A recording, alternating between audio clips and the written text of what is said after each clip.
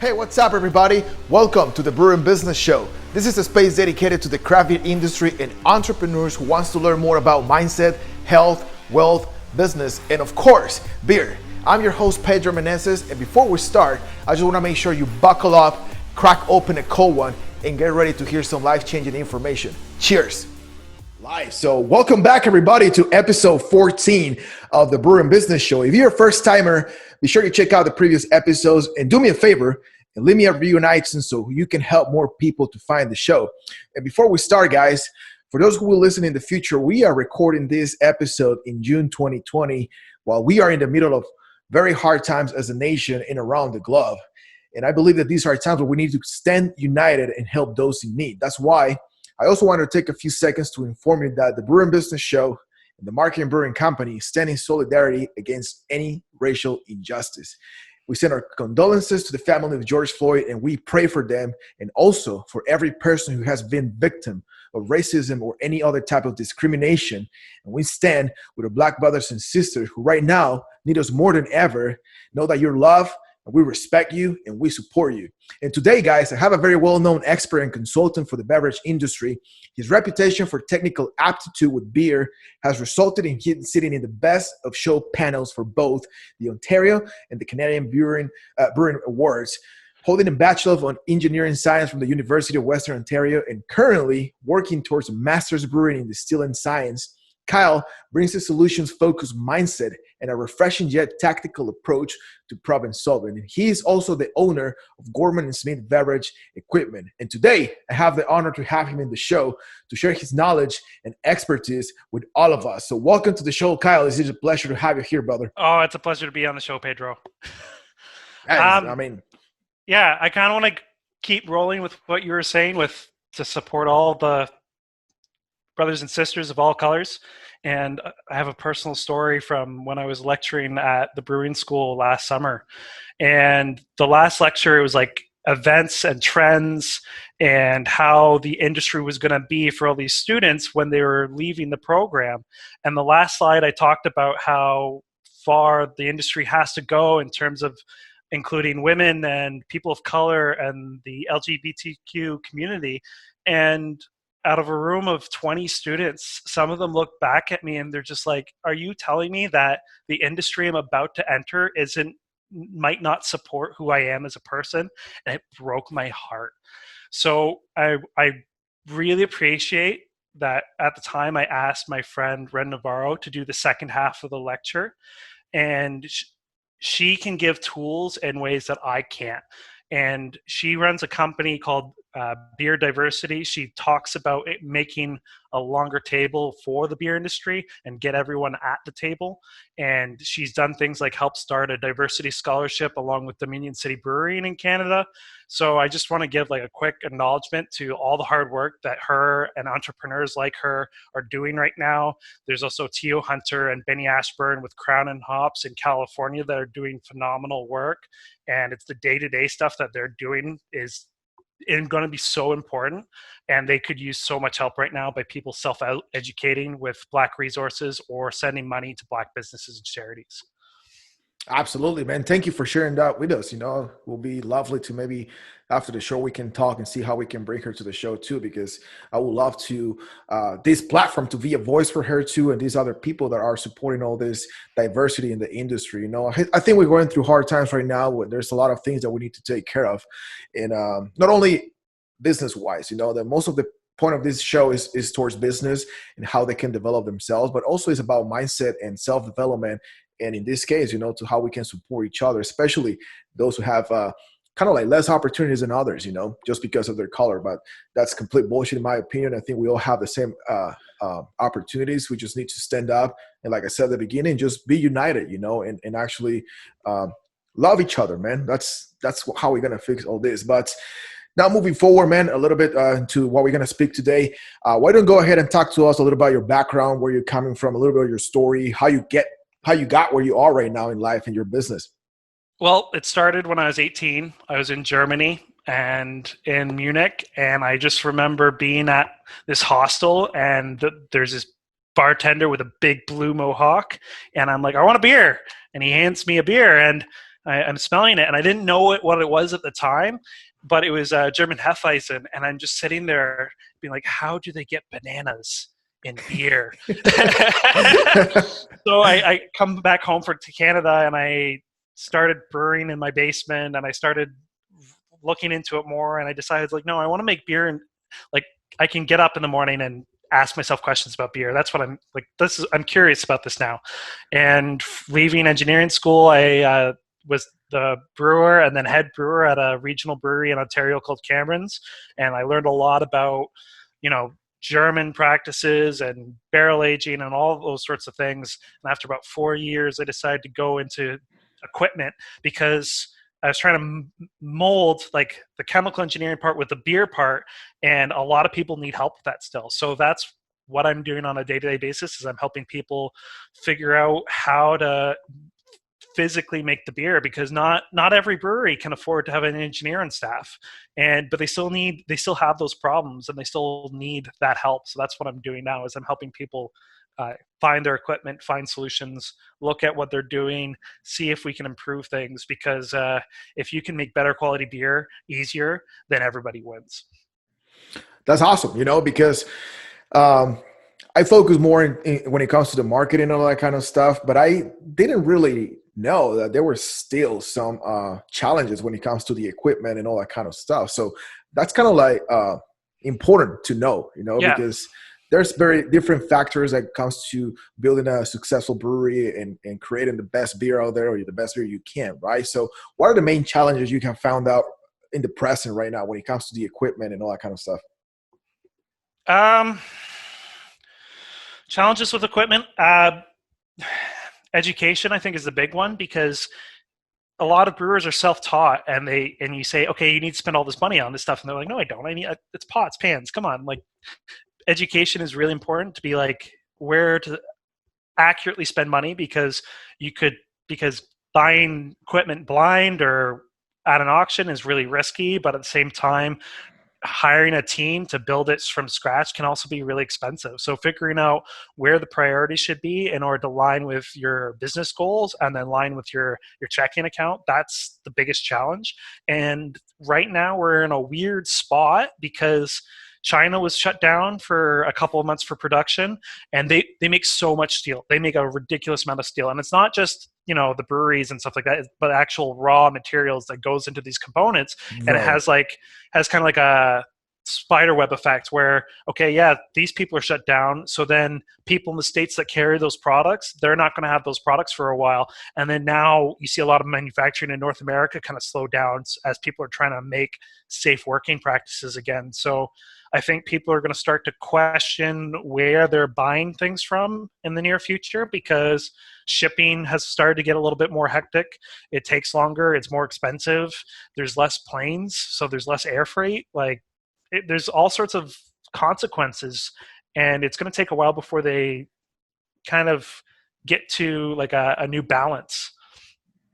Absolutely, man. Yeah, definitely. We're going to go through a couple more months that we're not gonna know what's gonna happen, and it's been crazy. I don't know you, but I have experienced a lot recently how like pretty much every day, and I still need to pivot, with Yeah. different strategies and all that kind of stuff. What's some of the main practices you have implemented recently, especially with your clients during this time that, like I said, almost every day we need to pivot. Almost every day we need to come out with a new idea. So the main client that I'm working with now, I'm doing a brewery build in Hamilton, and we're trying to evaluate on how to make sure that they're not open yet. They won't be open for several months, but what does it look like when they open, and making sure to invest in the right areas now is important. Like, for example, we're looking at a lot of canning options, because no one's making kegs, no one's serving draft beer in tap rooms, and bars are still closed here in Canada. So in 4 or 5 months, it's like, yeah, bars will probably be open again, but I don't think it's going to be the same as it was last year. It's not like they're going to be full and the exact operating the same. So it's like, okay, how do we make sure that people make money, even if it's not necessarily through the traditional business models? Because a lot of people are putting all their beer into cans or bottles when they weren't. And a lot of people are starting to deliver beer themselves. A lot of people are starting to put beer in the mail, which is different. I have one customer, he set up like a drive-through booth so that you can like go through the back parking lot. There's a guy on a walkie-talkie with like a chip reader, and he just walkie-talkies the beer order in. They bring it out of the brewery, they put it in your trunk, and you can drive away. It's like 6 months ago, no one was doing that, but it's like you have to have the creative solutions in order to, because basically like his customers are looking at like, I don't want to wait at line at the beer store or the liquor store, but the brewery down the street, I can drive through and get my beer. It's a great market advantage for someone like that if you have the resources to do that. So there's a lot of creative solutions coming out. There's a lot of new ideas. There's a lot of different ways of distributing that are coming out, because it's not like, yeah, sure, retail is still existing, but you can't have people drinking in your bar room anymore to the extent that you were last summer. So thinking of smart ways and pivoting quick is going to help.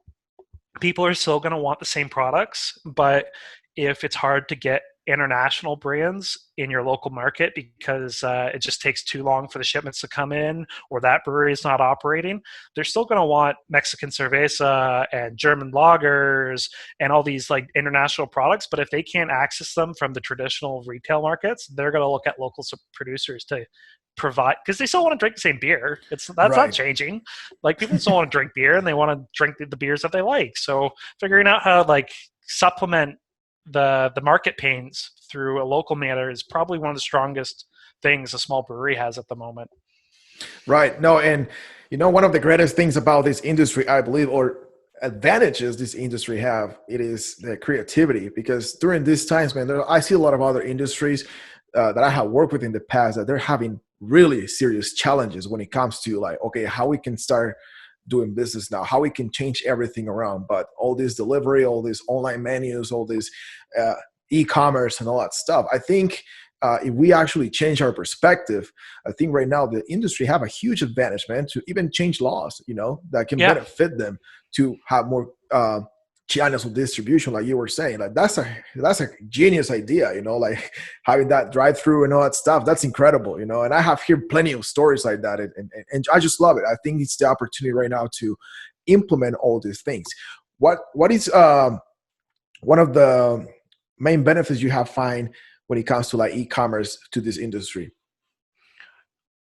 I think it gives consumers a lot of convenience, actually. Like, e-commerce wasn't really available for breweries, and you almost had to either like call or send an email, and now it's going to click delivery either today or tomorrow for like, sometimes it's free, sometimes it's $10, $15, $20. It's just, you can't ask for a service like that, because it's like, okay, maybe you don't get to choose from multiple breweries, but you say, I want to try this one this time, and then in 2 weeks I'm going to try a new one. And I don't know how much the impact is on small breweries with having to deliver everything now, but I think it's a lot of people just trying to figure out whatever they can do to keep running.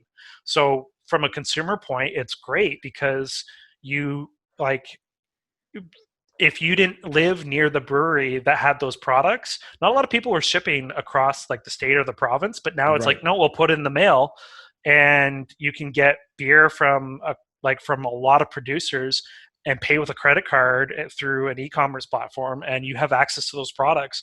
Where 6 months ago, there was a couple people doing it. Like, they were normally like smaller breweries, really off the beaten path, but now it's increased so that so many people are offering like door delivery or in the mail. And it's going to be interesting to see how, like, as things start to open up again and we start to reduce social isolation methods, it's going to be interesting to see how people try to change again, because they're going to start selling to bars again, and they're going to start doing things, and each brewery is going to have to say, okay, do we keep those deliveries, or do we change again? So that's going to be an interesting thing too, because I think once people know that a product exists and they like that product, they don't want to see it to go away. Right. So it's going to be interesting to see which breweries keep doing that in the long term, and if it made sense or if it was purely survival.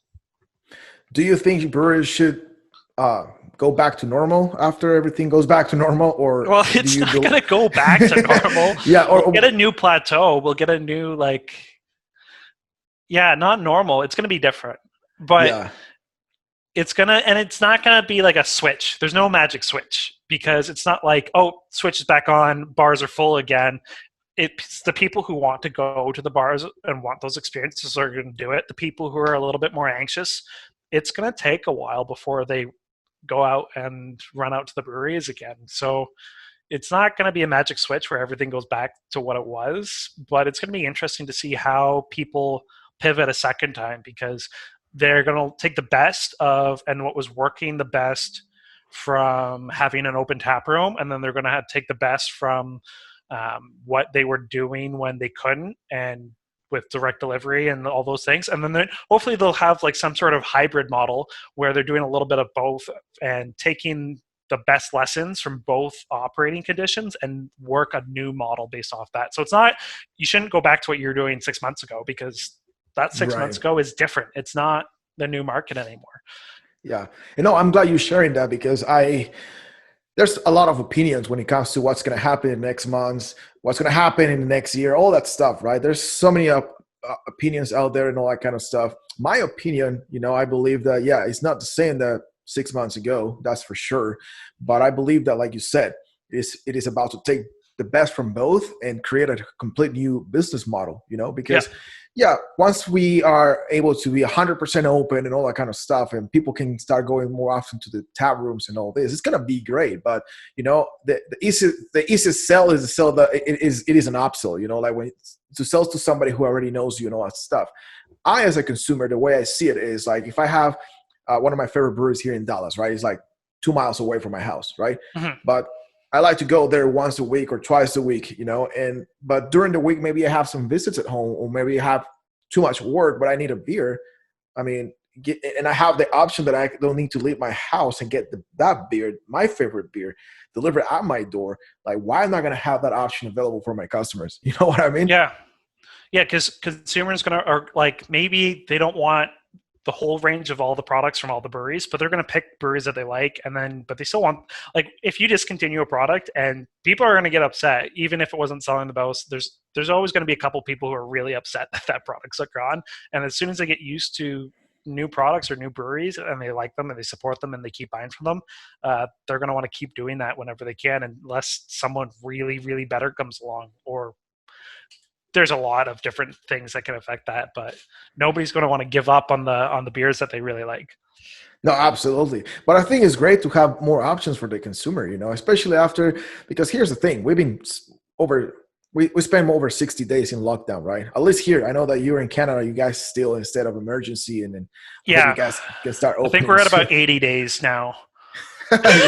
That's insane, you know, because so my point was like, it takes 21 days to create a new habit, and it takes 90 days to like make it that habit stay Permanent. forever in your life. Permanent. Yeah. Sorry. Thank you for that, man. Permanent. Yeah. So I believe right now, you know, different studies that you can see out there, that people is adjusting to all this commerce stuff, and he's taking advantage of it, you know? So I think it is just to see and open our minds to see the reality that we have a great opportunity right in front of us. You know, Yeah. Yeah, and I think, absolutely. yeah, it's going to definitely change how people are buying beer, but I think if we take the bits that worked from before and apply them with some of the bits that are working now, you'll get a different model, and that's probably going to be the best way to go. Yeah, absolutely. So tell us a little bit more about your company, man. Because I know you focus on the equipment part, but I know that you cover some other areas too, like product development and all that kind of stuff. Talk Yeah, to us a little bit more about it, man. sure. Well, I do have a background in brewing. I spent 4 years in rubber boots getting my socks wet. So I know how to make beer, and it's just like, you know what? If I know how to make beer, I might as well keep using those skills. And a lot of people get like concerned that they pick and they think, oh, like there's this magic formula, a magic recipe. If I just make the magic recipe, it'll solve all the problems. And it's like, no, it's not quite like that. So it's like, okay, let's figure out what you're doing as a brewery. Let's figure out what you're doing with your ingredients. Let's figure out how you're just doing each step of the way. And sure, like some people are like, yeah, we just want you to come up with a recipe, and that's fine. I'll like earlier this year, I helped people get a product into the LCBO, which is the province, the state liquor stores, and um, so it's like, okay, let's develop develop a beer that both matches what the owners their goals are, and then also current market trends for products. So like in that case, it was like an American IPA, and it's kind of down on a crunch time because they did not have a lot of opportunities to get this product into the LCBO. And it's like looking at, okay, what's going to work? What are consumers asking for? And then what are your styles and your preferences? Because if you can't drink the beer you like at the end of the day by owning a brewery, what are you doing?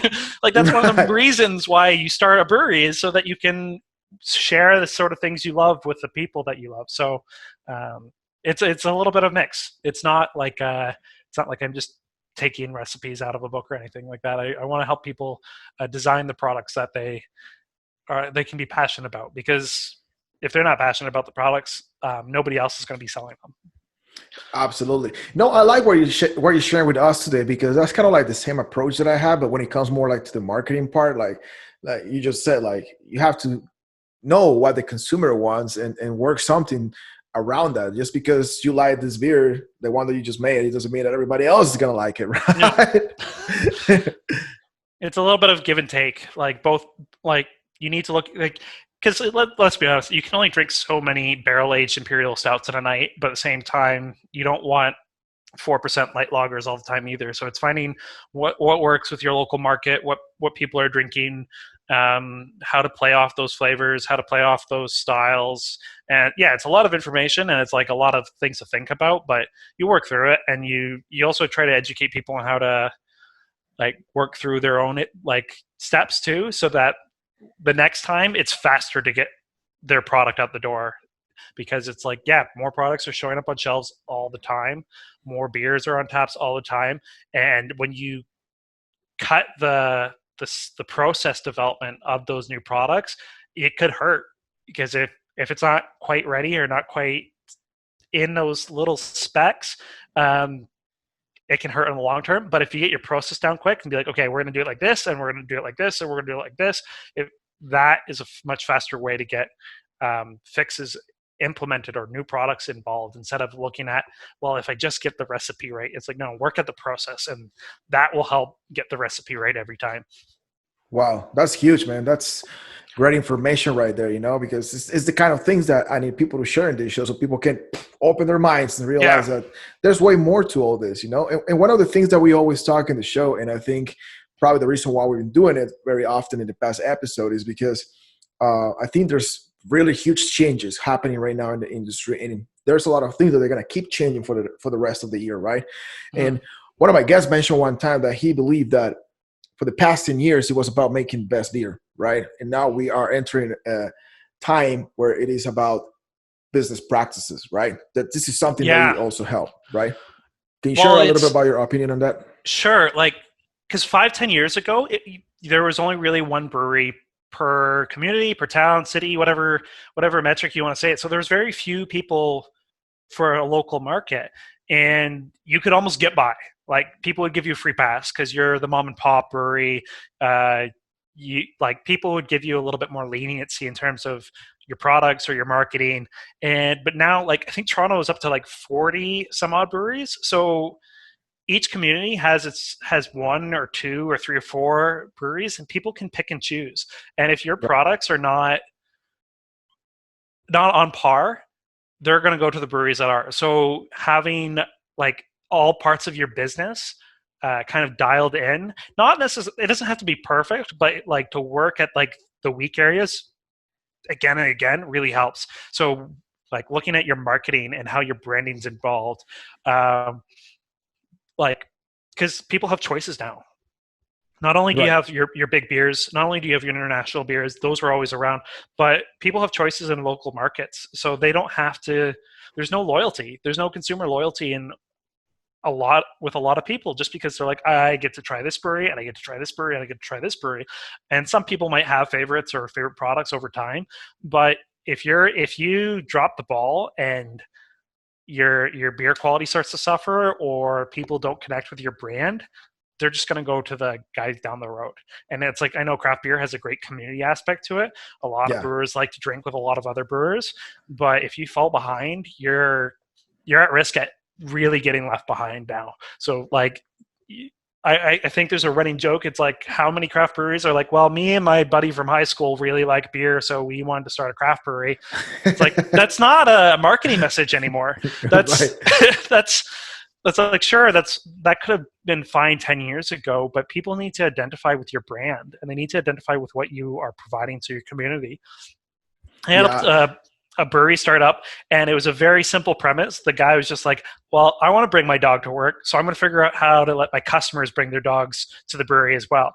And then overnight, they became known as the Dog Brewery in Toronto. And it's like, that's a very simple concept, and people can identify with that concept. And it's not nothing crazy, and it was literally like them naming the brewery after their dog, but it was just simple. And it just happened that their neighborhood had a really high rate of dog ownership for the city. Right. So like, their local market was like, hey, this is great.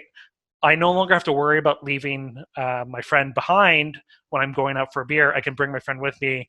Or a lot of people are like, I'm going to go home from work or walk the dog and go for a beer. It's like, they're like, I don't know how much was kind of just positive, like a positive feedback loop, but it just worked. And obviously that's not quite the case right now. Not many people are walking their dogs and taking them to the brewery, but it really helped them gain traction in their home market, because people could identify with that.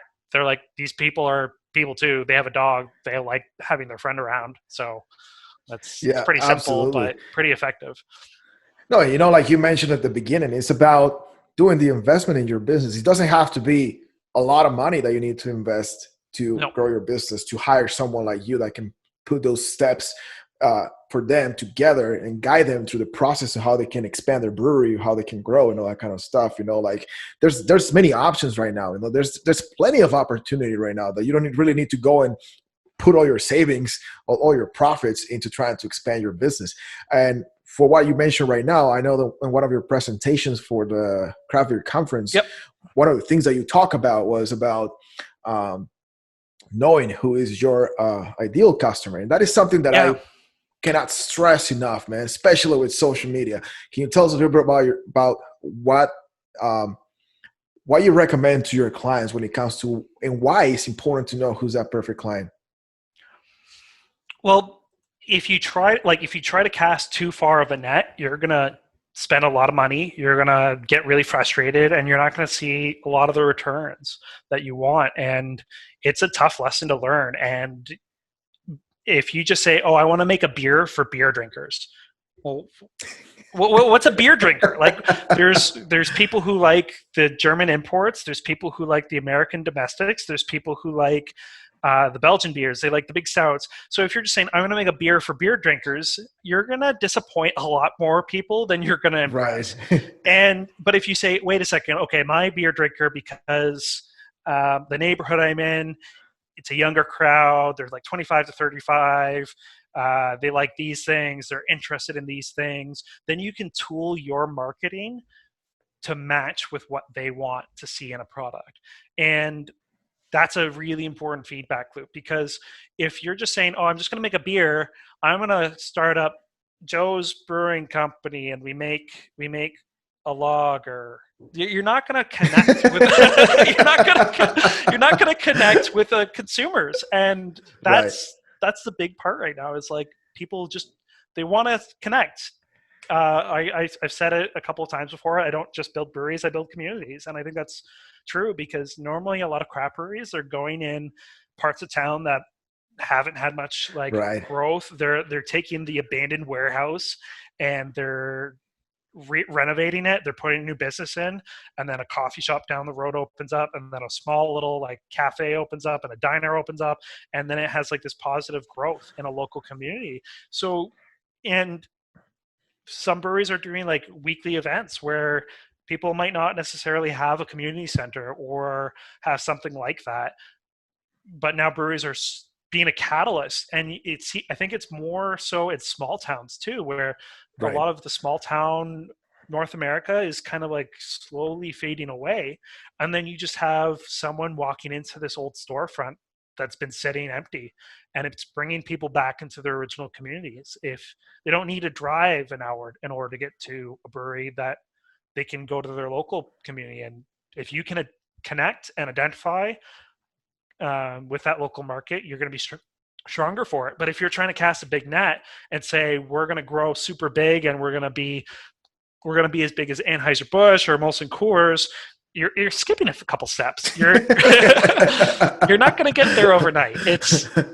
And I think people are happier when you focus on a local market, because you get to understand your customers better, and your beer travels less, and your beer is fresher, and you get the really personable, important connections instead of the Joe's Lager on the shelf at the beer store.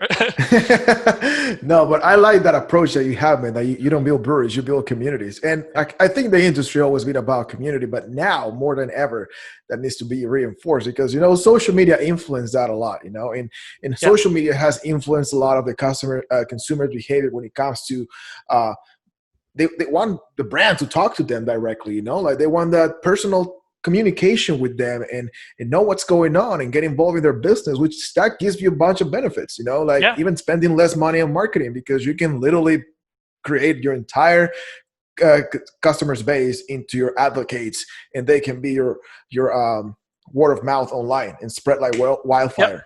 So I think I like that you mentioned that, man, because I think it's important to reinforce that right now. And just like to piggyback a little bit what you were saying, when you know who's your perfect customer, like you focus on one thing, and when you focus, then you produce results, right?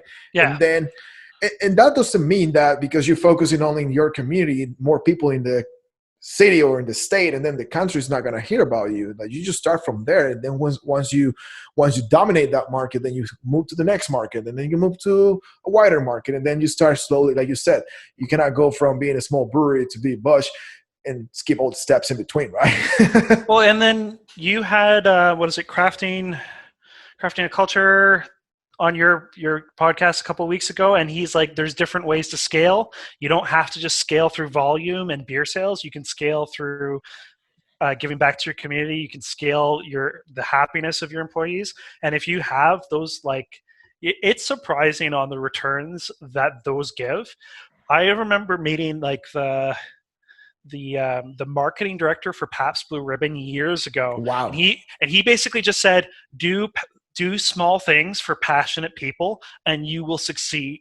And that's always kind of kept with me, because I'm like, no, I'm not going to try and just advertise and billboards. But if I do things for passionate people, they're going to go tell their friends, and they're going to tell their friends, and they're going to tell their friends. And that's what Pabst Blue Ribbon started with. And now they're everywhere. And when they started, all they had enough to do was buy some bikes for an artist co-op in Brooklyn. They had nothing in terms of budgets, and they've grown into this very large brewing company. So it's if you do things for people who are passionate, they'll share that passion.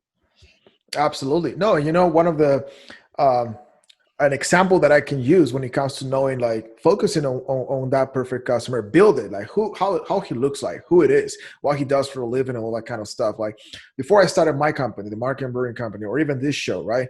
Mm-hmm. I was trying to do marketing for everybody, real estate agents, loan officers, and small contractors, and all that stuff. And I was all over the place, and it was not until I focused on one customer, one type of customer, in this case, the craft beer industry, the opportunity to start opening, because then I have my focus narrowed to one specific goal, and I'm not everywhere trying to get as much people as I want. That's how this show even was born.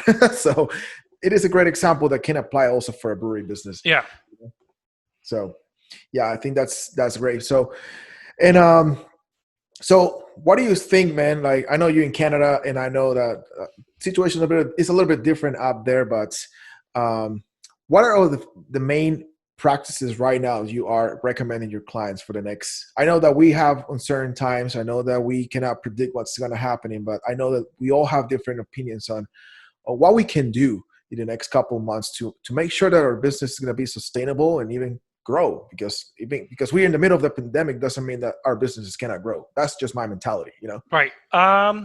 I kind of mentioned this to on like the open panel that was on the Craft Beer Professionals Network a couple weeks ago, and I basically told people grab some Sharpies, grab some paper, and just map out what your business does.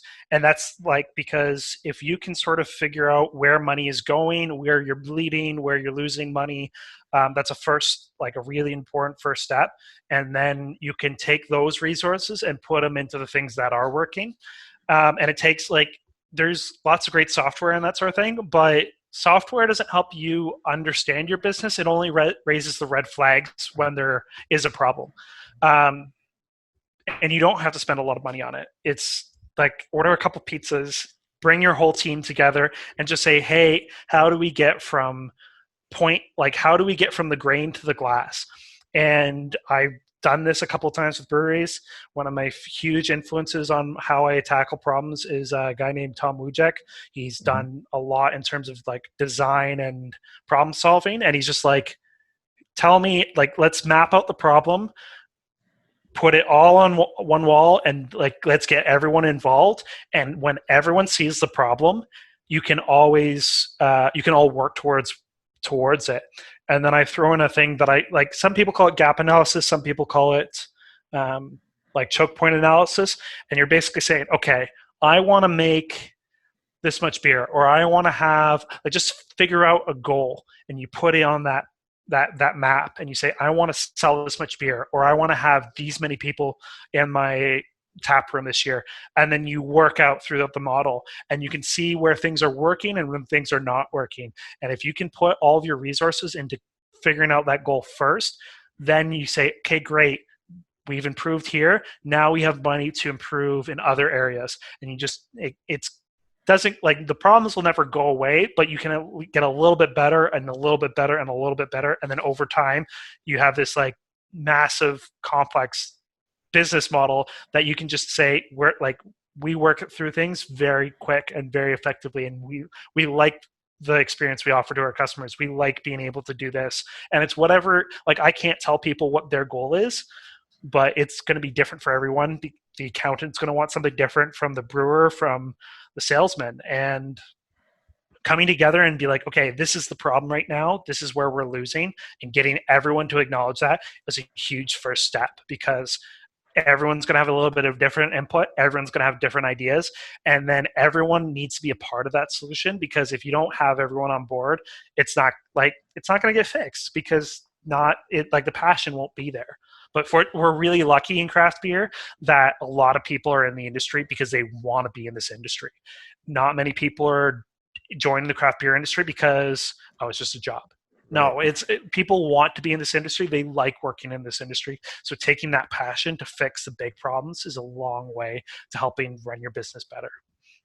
Man, I couldn't agree more with you, because you're completely right, man. I haven't found anybody in this industry that is just here just because they needed a job, No. Like, it is, you're completely right. And it's funny that you just shared that advice with us, because I've been reading a lot about sales too right now. I'm a salesman, and I've been just trying to reinforce my sales and all that kind of stuff. And I was reading a book that is called The Ultimate Sales Machine, and kind of like explains a little bit what you were saying, and how you can literally leverage all your people, like you can even start having workshops every single month, with your waitress, with your like you said, with your salespeople. Like, what do you guys find is what struggles are you finding? What challenges are you finding in this or that area? How we can improve this, and kind of like motivate them to be part of it. They're already excited that they work in the craft beer industry, right? Yeah. Like, I think giving that extra push to, like, you know what, I want you to be part of my business too, and tell me how we can improve this, I think can be huge to every single person working for a brewery, Totally agree with you, man. And like you said, breaking it down, and that's something that I do a lot too, because I can have all my stuff in my computer, but it's not until I put it on my whiteboard and like, okay, this is how this looks and this is how this looks, then I can see the whole picture and start seeing when I need to improve myself, when I need to improve my processes, where I need to improve my system and all that kind of stuff. So I think that's great advice, man, that you're sharing that, because that's the information that we need to start putting out there in the craft beer industry, because again, not to talk about the same stuff again, but it's not about just brewing the best beer anymore. It's just about, okay, it's time to be entrepreneurs. Would you Mhm. agree? Yeah. Yeah. Because everyone's going to, like, in any small business, a lot of people have different hats. So it's not going to be quite this person does this and only this. It's going to be a lot of helping people out and helping other people out. And the more you can get people all in the same direction, the easier it's going to be for everyone. Yeah, absolutely, man. No, really appreciate you giving that great advice, man. You've been sharing a lot of great information today in this episode. So, and we've been having Thank you. fun, and making fun Yeah. of everybody. So that's the whole point, Just remind me a joke that I got this customer one time, and he was a little bit upset at me. He was like the same situation, He was like, "Oh, but I just want to do the best beer and all that stuff." Like, okay, man, that's totally fine, but you need to focus on one single person who you want to attract. Because what happens if I walk into your brewery and tell you, "Hey, man, you don't have any Bud Light here"? I'm sure you're gonna kick me out of your brewery. You're gonna get really pissed, right? Yep. So you need to focus on like you said, on the basics, pretty much. You know. And it's not complicated questions. It doesn't need to be like, oh, we know exactly when their birthday is or anything like that, or they're a Capricorn. Like, you don't need that much detail, but you need to know what's important to those customers, because the beer drinkers in Dallas are going to be very different from the beer drinkers in Toronto. Absolutely. And I think that's just recognizing differences in the local market. And there's also other ways you can do it. Like, just because no one's made a certain type of beer or approach on the local market, if you can carve your own niche out for that, that's also a place too. But you're saying, okay, I don't want to make only American style beers or something like this. I want to do a little bit different. And if you do it well, and you can attract the customers that you didn't quite think of, but you're still saying, I'm making lagers or something like that, or I'm making this. Like, you look at Chicago, like, there's so many different Right. incredibly talented breweries, and they're like, um, oh boy, like, you have Dovetail, which only does German lagers, but they do some of the best German lagers around. And I I couldn't keep up with the amount of breweries I had to visit my one weekend in Chicago, but they know their niche, they know their target customer. They're not trying to attract the same people that Off Color is trying to attract. And Off Color is also really brilliant, and they also make really incredible beer.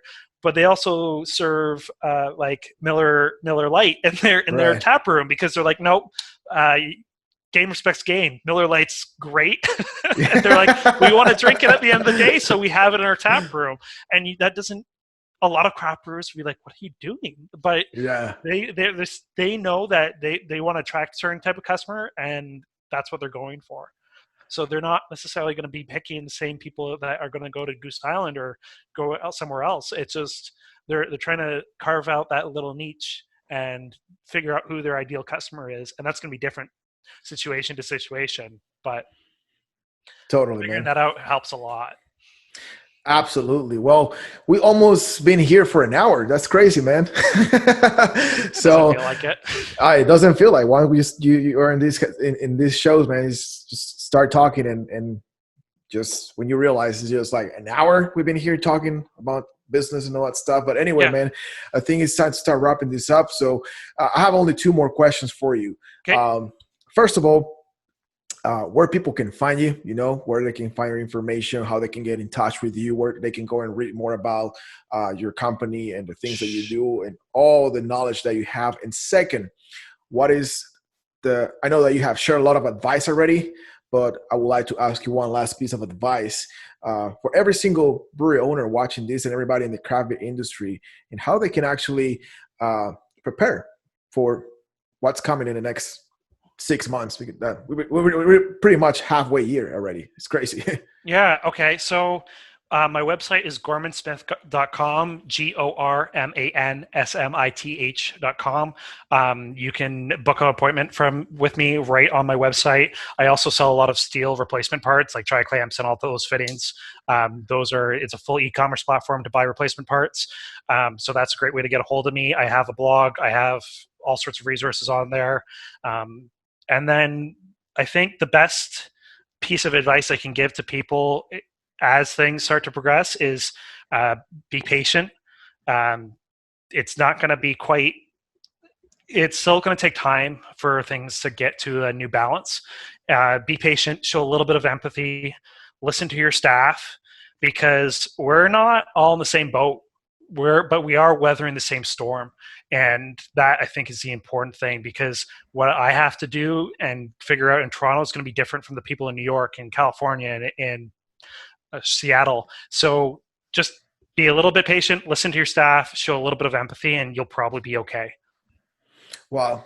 That's a really powerful advice, man. And I totally agree with you. We're not in the same boat. Yeah, we're in the same storm, but we all have different situations that we have to deal with. But like you've been saying during all this time, and it's about playing smarter, and just put little things together. Like it doesn't have to be complicated. It doesn't need to be like expensive, like we already said.